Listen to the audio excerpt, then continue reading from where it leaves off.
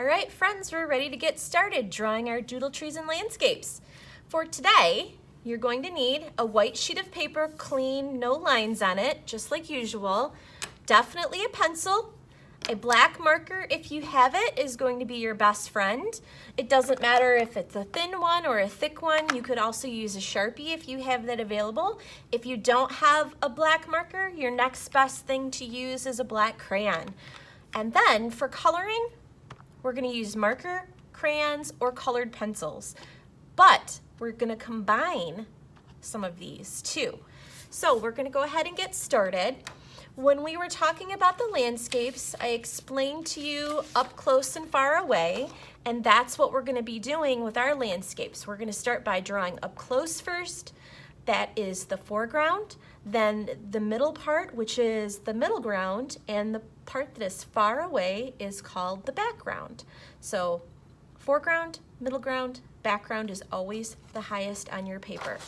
Taking my pencil, I'm going to start down here at the bottom and just draw a gentle wavy line. Doesn't have to be too bumpy, not too many bumps, it's easier to draw on. So this right here, this is called my foreground. Things that are up close are in my foreground. Next, I'm gonna draw my middle ground, and I'm gonna add some hills in my middle ground. Again, just kind of like gentle waves, nothing too bumpy. You don't ever want to do hump, hump, hump, because that makes it harder to draw on. And then up here is going to be my background. I'm going to draw the horizon line, which is that line that separates the sky from the ground. So there's my horizon line. Things that are above the horizon line is the sky. So the horizon line separates the sky from the ground. Things that are below the horizon line, this is all your ground. So that's why you need a horizon line. Now I'm going to start with what is up close first, just like I have here in this page. Notice how this tree starts all the way at the bottom and goes all the way up into the background. That's because that is up close. It's in the foreground. So it overlaps a lot of the things in the background. So you can draw your up close trees any way that you want to. You might want to look at some examples of some of the doodle trees that you did last week. So my up close tree is going to have a really long, tall tree trunk. I am going to go ahead and use a black marker to outline that so you can see it really well. I want you to continue to draw with pencil first. And then my first doodle tree is going to be kind of shaped like this. And I want to think about what kind of creative doodle branches I can add in that doodle tree.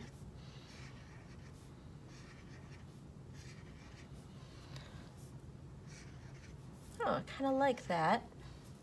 That looks pretty doodly.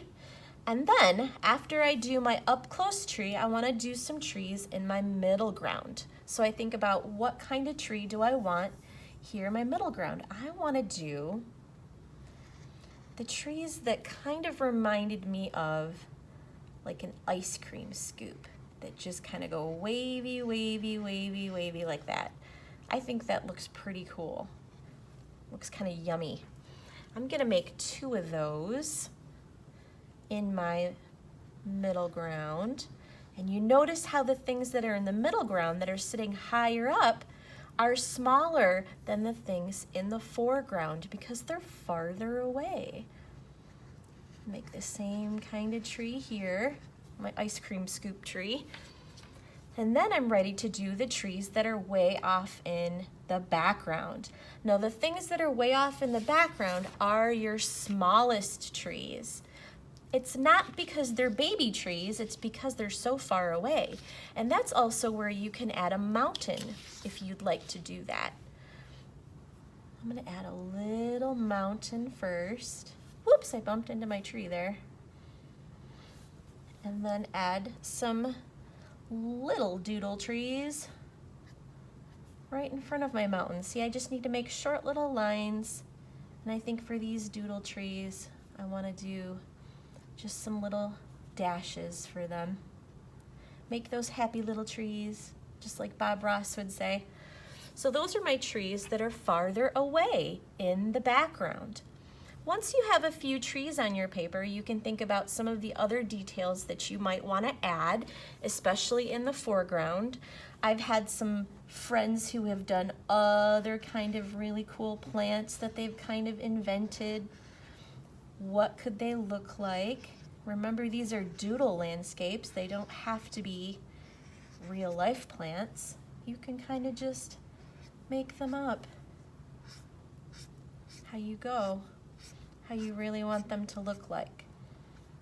They could be flowers, they could be pumpkins for fall, any kind of details that you think would look really interesting in your foreground to make your landscape better to look at. And then going off into the distance, we're gonna start adding details using marker and crayon. So we're gonna also use marker to add patterns with. So I'm gonna go ahead and outline my pencil lines with marker. I'm gonna make these some nice grassy hills, and I think I've decided that I wanna make this water, so I'm actually gonna outline that with blue. Now you notice how I'm skipping over my trees here so I don't draw my water through my tree. That looks pretty cool. Now I'm going to take my marker and go back in and add patterns. Obviously, a wavy line pattern makes a lot of sense when you're doing water.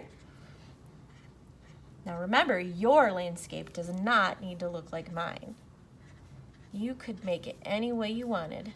You could make a stream here or a lake like I am, or you could make yours a pathway or a roadway.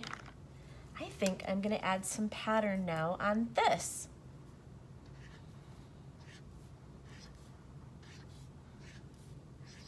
Some dot patterns. I'll show you what we're gonna do with the crayons in just a minute. Crayons are going to be used to fill in the white spaces. Now, if you're in 3rd grade, my 3rd grade friends, I really want you to push yourself and add as much detail as you can, stretching that 3rd grade brain of yours. You might want to add a few more extra trees or maybe some patterns that have more color to them. Since you're a little bigger. Ooh. So after I get a nice pattern there on the bottom, I can go ahead and add some more details in the sky. Maybe I want to think about what time of day it is and make some interesting clouds in the sky that don't look like regular plain old clouds. Maybe I want to make some type of a sun. Maybe it's a sunset. And I want to do some doodles in my sun to make my sun not just your normal everyday regular sun like that. After you get your patterns on your ground and add some details in your sky, that's when you're going to go and start using your crayons to color in the background. So I'm going to quickly just add a few more marker details before I add color with my crayons.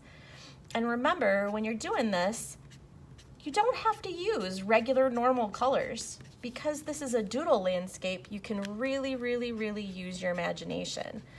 Like maybe since it's fall, my tree is going to have some fall colors in it. Add a nice orange pattern in my tree.